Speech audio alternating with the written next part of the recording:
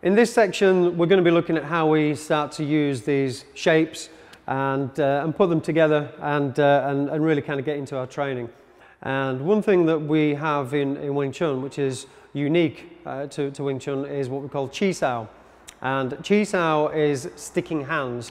It means sticking hands, and it's a game. We play Chi Sao, may I usually, thanks. We play Chi Sao all the time, and you would always emphasize this as it being a game as well. Now, when we started this little introduction to Wing Chun, I said to you that we had 3 blocking positions. I'm not going to say 3 blocks, I'm saying 3 blocking positions. Stop there if you will.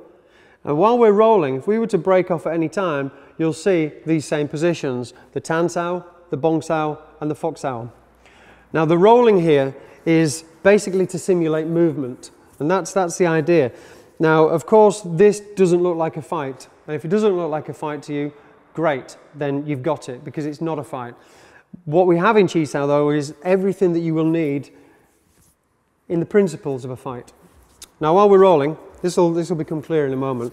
Let's say if we're rolling and I feel for little imperfections, little pressures, little gaps, little openings, I'm going to be trying to hit for these, because it's very easy for someone to say, well, why don't you just hit him? Because if I hit him here, he's going to defend that. I've overcommitted and I've gotten hit. So we teach ourselves to know when to stop.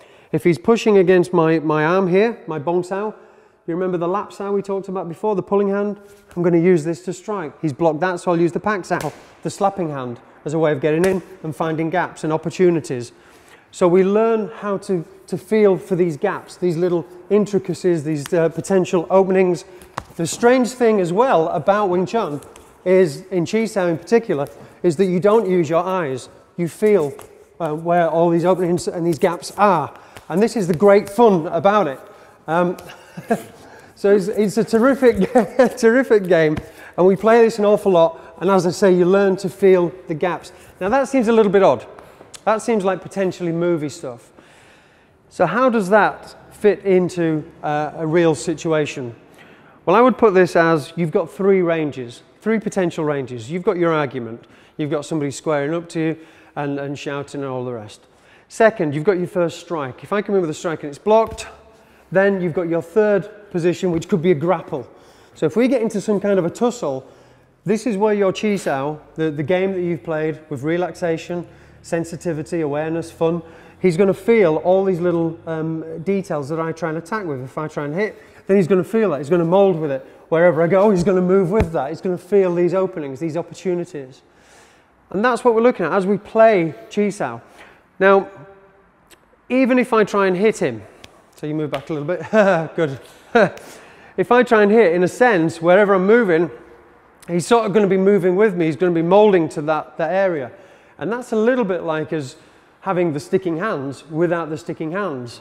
Because throughout the game, again, and it is a game, and we just play, and it's great fun. You know, people are often laughing and joking when they're training this. If you want to take this seriously, obviously, it's going to it's going to take a lot more concentration and focus. But initially, you should have fun with your training.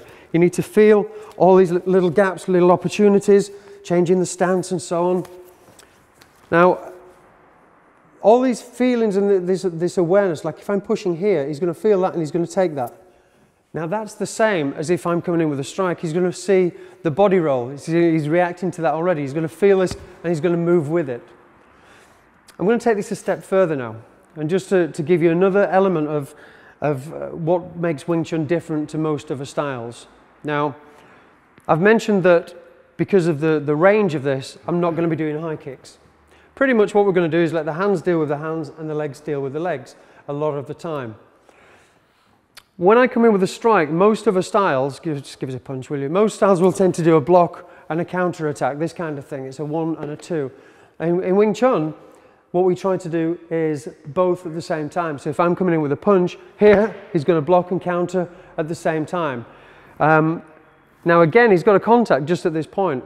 This again is where we see that Chi Sao training. Because if I punch again, I said that when we played our Chi Sao, we didn't need to use our eyes, all right, and that was fun. Well, how can you connect that to a street situation? Well, I'll give this a really simple obvious connection. If I come in with a strike and he blocks, here, if I punch again, he's not looking for this punch, he's going to feel what happens. He's going to feel this arm moving, he's going to feel the body roll, and this is what he's going to be reacting to. So when I come in with a punch, he's feeling this. He's feeling this. Every time he's feeling. So what we get is that sensitivity of moving from one to the other. So if I'm coming in with any strikes, and we'll just see how Mark uses the WingChun on this. So whatever I'm coming in with here, you see how he uses the hands for the hands and the legs for the legs. We'll move across just a little bit. So again, I'm going to come in with something here, and we can see these very simple techniques. And if I try and hit again from there, if he has a contact, let's say he's in, that's good. If I hit again, he's going to feel this and roll with it. So we can see how we get these really simple techniques, and it's always controlled as well.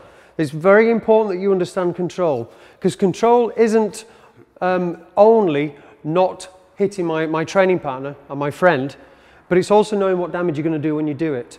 All right, so we have to take responsibility for this. We have to be aware of this. So again, in any kind of street work, what may happen is we might have an argument. I may potentially strike, so he's potentially ready for that. He may actually need to defend if I do come in with a punch and he feels this. His chi sao that he's trained through fun, pleasure, enjoyment, relaxation, is going to enable him to feel the next technique. If it gets to a position where I grab hold of him because I'm stronger, remember this is for the bigger, stronger opponent against a smaller, weaker Wing Chun practitioner. From here, if I'm coming in with a strike, he's going to feel whatever I do and he's going to react according. So if I come in with something, he's going to feel that and he's going to be able to react. All of these skills that we've developed are through the game. So we go right back to the start.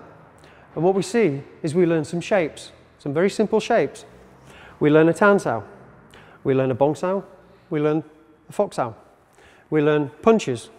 We learn to keep relaxed. We learn to appreciate the strength of that triangular structure. We understand redirection of our stance. We learn to use both arms equally. We start playing in chi sao, having fun, understanding that not only do we have this enjoyable game, but we start to see how that connects into our sparring, if you will, or our free flow, and how that then moves into ultimately, and hopefully never, your street self-defense and your realistic street self-defense. So there's just a few things there that we can see already how we start to get a full taste of what Wing Chun is about. If you want to learn more of that, then obviously sign up where you need to, wingchun.online, and we're waiting there to share these skills with you and get you on your journey. Thank you. Mark, thank you very much indeed. Thank you, Roxy. Thanks, mate.